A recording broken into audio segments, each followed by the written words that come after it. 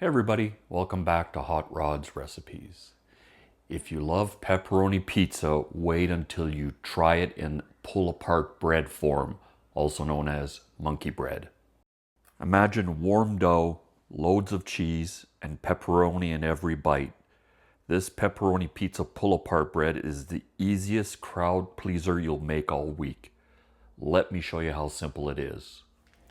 Okay, so let's get started by adding some mozzarella cheese to our bowl. That's about right. Now I want to add some Parmesan.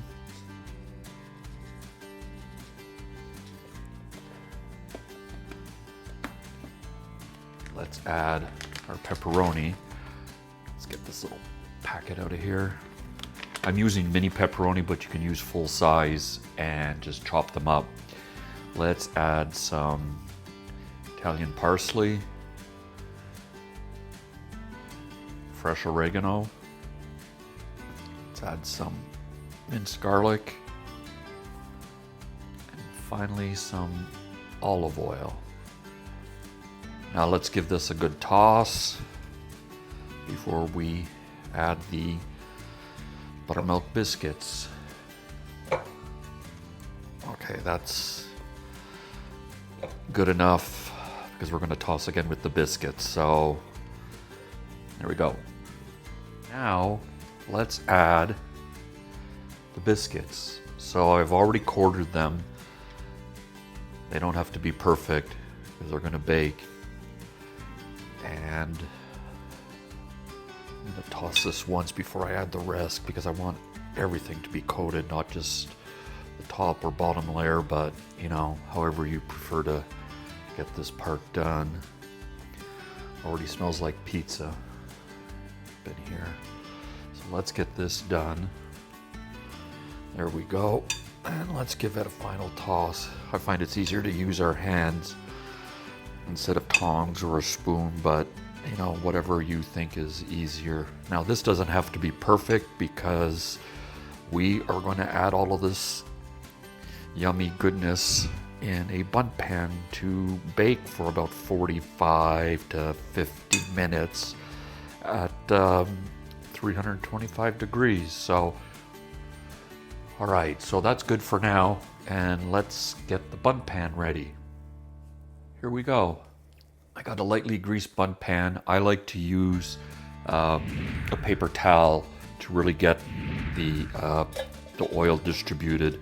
The last thing you want is to have some of it stick, because if you've ever used a bundt pan, you know how messy it can get. So here I'm just piling on the stuff, trying to make sure that every side of the pan here has some cheese and some biscuit batter. It will, of course, expand, so again, it doesn't have to be perfect, but I like to make sure that every bite gets a little bit of everything, if you know what I mean. Let's get that done.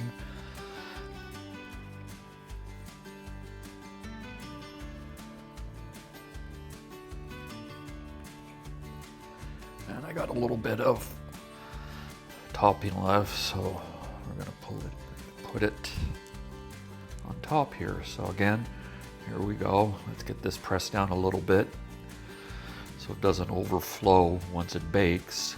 And there we go. So now we're going to put it in the preheated oven, 325. I'm going to check it around 45. It could go a little bit longer, but I'm going to check mine at 45. And here we go.